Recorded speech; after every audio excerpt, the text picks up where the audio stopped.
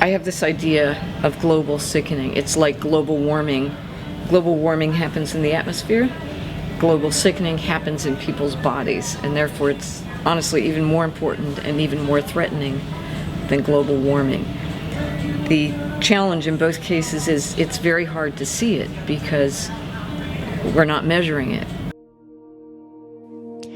Technological progress is changing society rapidly in many ways. Automation is reshaping the way we eat, work, move, shop, and live. Physical activity used to be a part of our everyday life, but has then been trampled by the convenience of new technologies.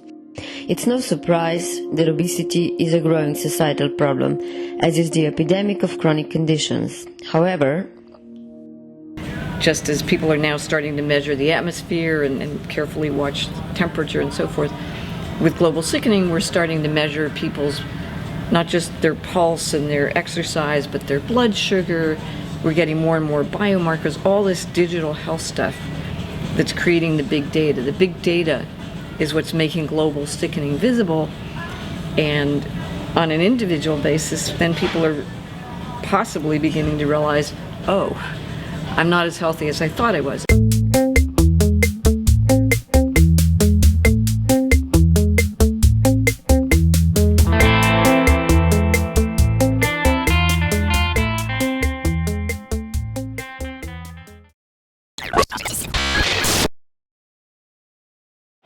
Digital technology is any technology that uses a computer, and that's not very helpful.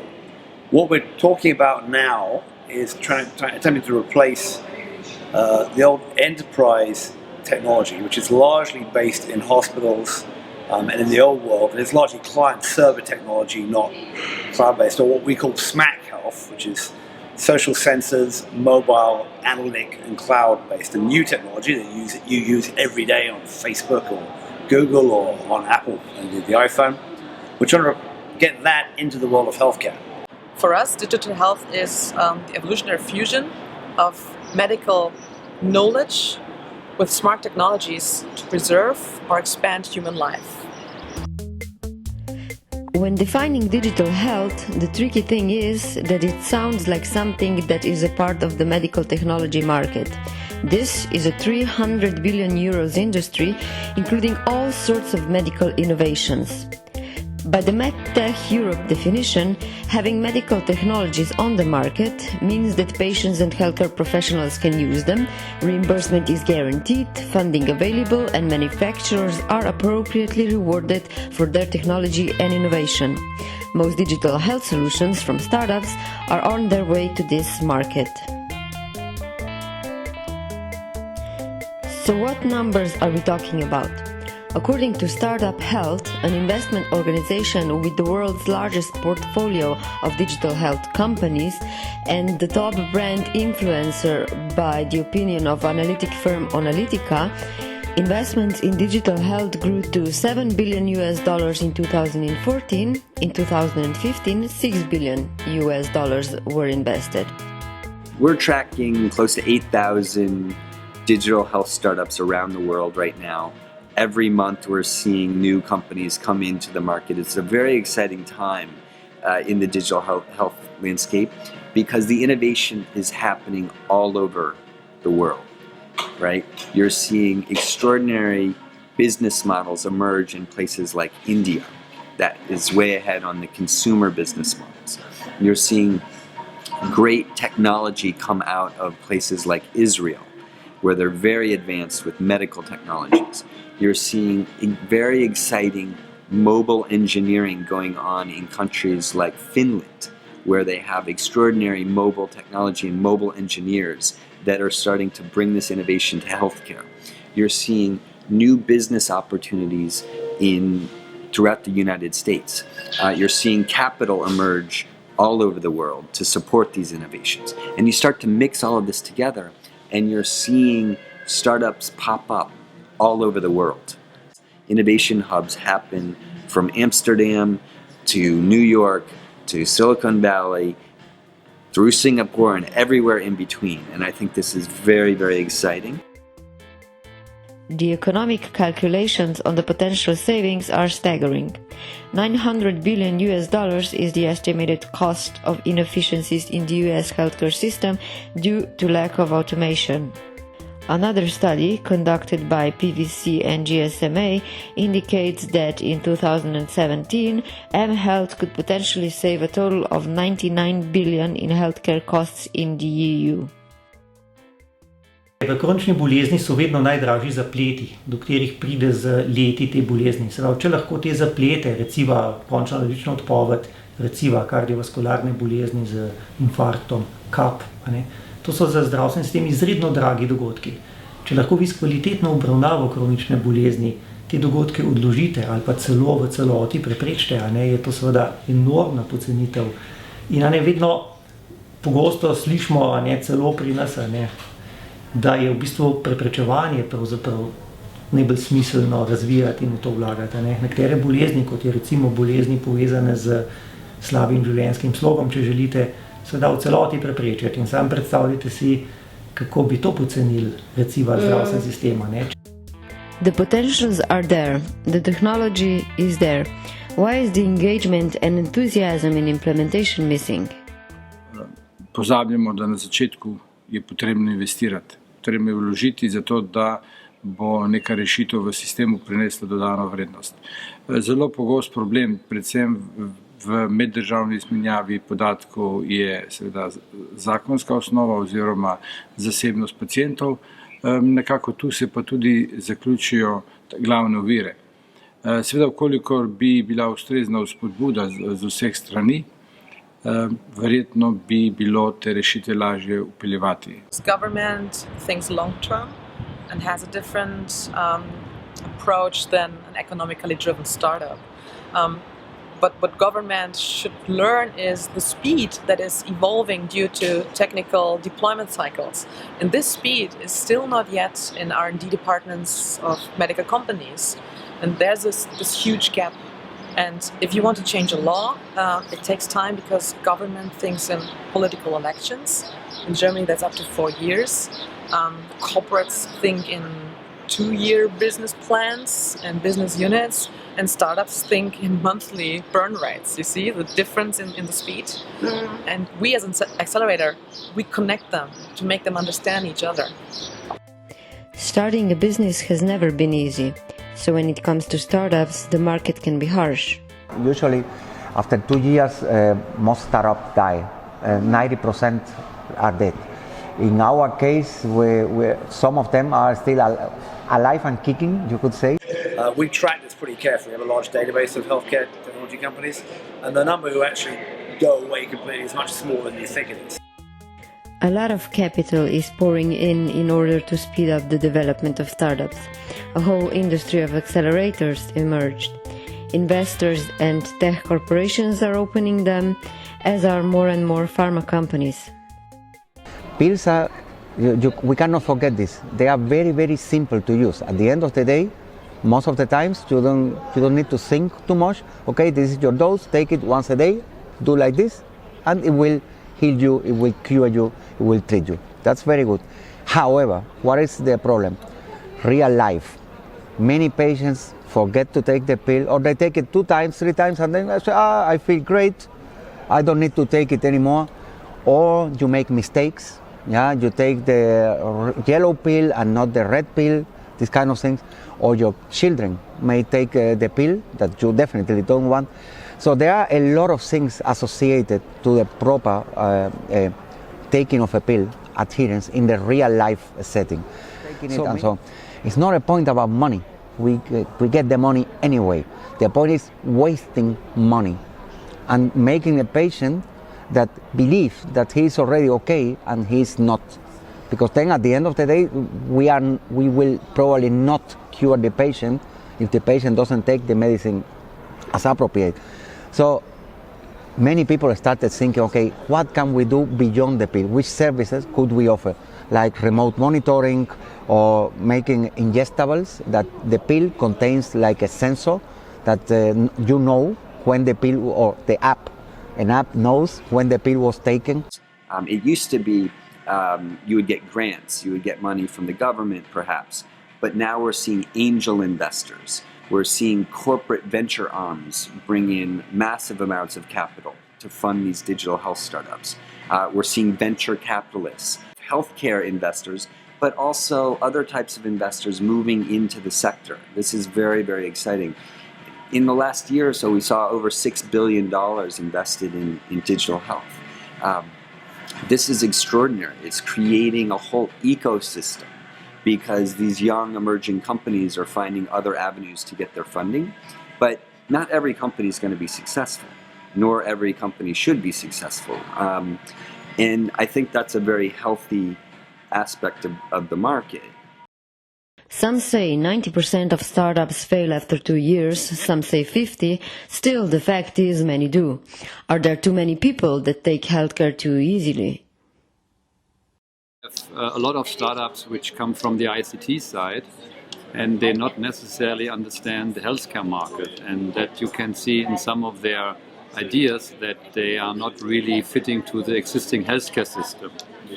To me, the digital health market is exciting, but I think many people in it don't really get it. On the one hand, you have the startups, and they're providing point solutions without understanding that not only do they need to engage the patients, they need to engage the doctors. Both the doctors and the patients are busy. They're not waiting for the solution. They're dealing with the problems they already have. And so the startups need to understand better the environment they're selling into. They need to understand the doctor is busy. Maybe they should be talking to the nurse. They need to understand the patient is busy, and the patient, they have this device, but they're trying to get to work. They're trying to take care of their children. They're not thinking about their health all the time. So the challenge is, how do you insert yourself into the existing environment? Many factors influence how digital health solutions will be adopted. The culture, the habits, healthcare system, and insurance specifics which vary among different countries. Then there is the issue of behavioral change in patients, which is to a large extent still a big mystery. You know that with the iPhone, you take the smartphone, you take it in your hand, and now you have like this, let me check in Facebook or in whatever, or who has sent me a message and so on.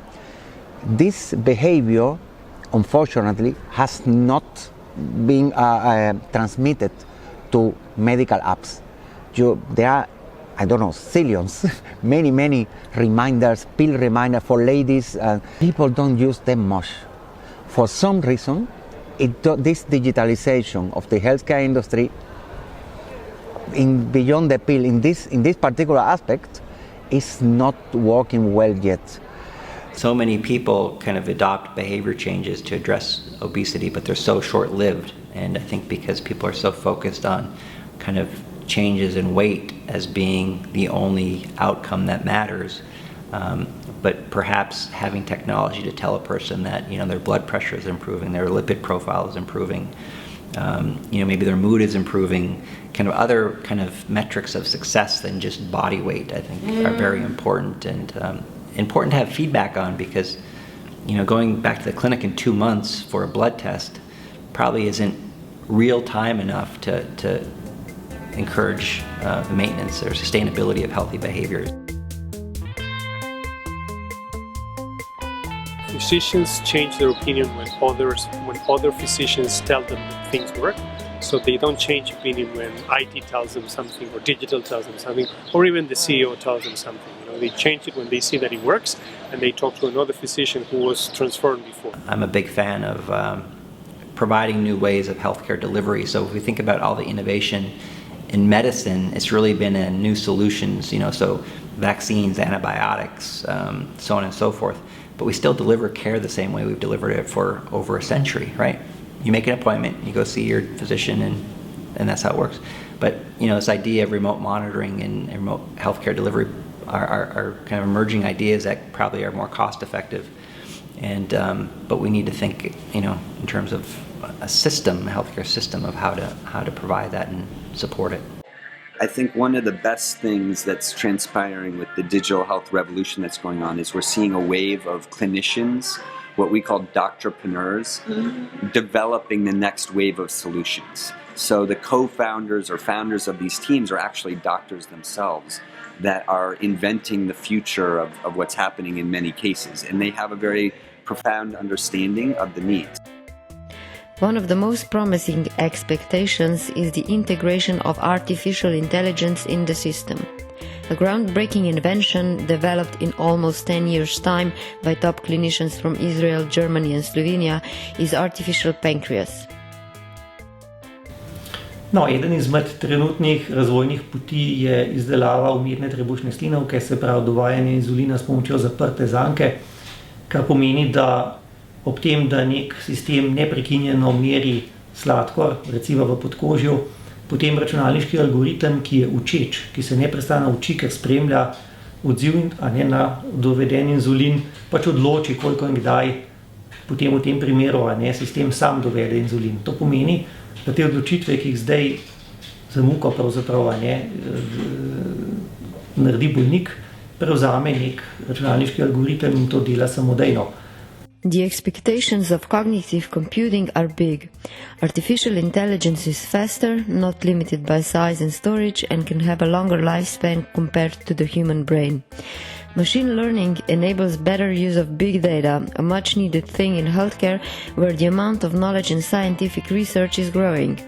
The famous IBM Watson computer is used by oncologists at Memorial Sloan Kettering Cancer Center in New York to help doctors develop personalized treatment plans based on patients' individual symptoms, genetics and histories. But the real promise of artificial intelligence development is reinforcement learning, when a machine is capable of developing new neural circuits and consequently new ways of thinking. This has already been achieved by a UK-based company DeepMind, where AlphaGo was created. AlphaGo is the first machine to show it has an intuition. It won in the game of the Chinese game Go in the beginning of 2016. DeepMind was acquired by Google for $500 million in 2014 and has a division in healthcare. The founders of DeepMind invested personally in another promising UK-based company, Babylon. It offers its users doctor's consultations through a mobile phone. This 2-year-old startup was named number 10 on the Global Digital Health 100 award list for 2015. Babylon was founded by Ali Parsa, founder and former CEO of Circle, Europe's largest partnership of healthcare professionals. Babylon uses artificial intelligence to increase access to health information. The system works in 2 stages. When you have a medical problem, you first consult an artificial intelligence doctor. And if you're not happy with the result, you can schedule an appointment with a real doctor. Slowly. I see. So how would you rate your pain at this moment, when 10 is unbearable? Let's say 5. Right. Just a few more questions and we'll get this sorted. Have you had any dizziness? No. And have you had a fever? No. Have you experienced any nausea or vomiting? No. How has your eyesight been? Have you had any of these problems? None. Okay, we are almost there. Have you had any of these? No. How are your symptoms progressing? Same. And how long has this been going on for? Just a day. Well, the good news is your symptoms don't seem worrying on a medical level and can be managed at home. Headaches are a common side effect of viral illnesses. Keep hydrated, rest, take regular painkillers without exceeding the recommended dose, and let the illness run its course. If you start finding it difficult to look at light, begin vomiting or your headache worsens, see a GP straight away. I'm not joking. Those are clear warning signs. So what she done, she just basically did what in medicine we call triage, right? So that's what a nurse does in front of an emergency. And on the 7th of June, we're going to run a competition between her, a real nurse, and a real doctor. And we're going to publish a paper where we'll demonstrate that she actually outperforms any human being. From October, November onwards, our machine has started diagnosing. And it will pass that diagnosis to a doctor, and the doctor will carry a consultation with you, and they would then tell the machine if the machine was right or wrong. So the reason we hire some of the best doctors in Britain is not just because we want them to consult you, is because we want them to teach the machine. 9 out of 10 times when you see a doctor, you don't need to see a physical doctor. 2 out of 3 times when you come and use if you choose to use it, you end up not seeing a doctor, right? So if you wish, 2 out of 3 times the machine comforts you enough, the intelligence comforts you enough to say, actually, I don't need to see a doctor. And then of those who do, only 1 in 10 end up physically needing to see a doctor because we need to examine you, right? And often that is not just examination, it's a test. So even if you went and saw a physical doctor, the doctor would have sent you for a test anyway, so we can just send you for a test.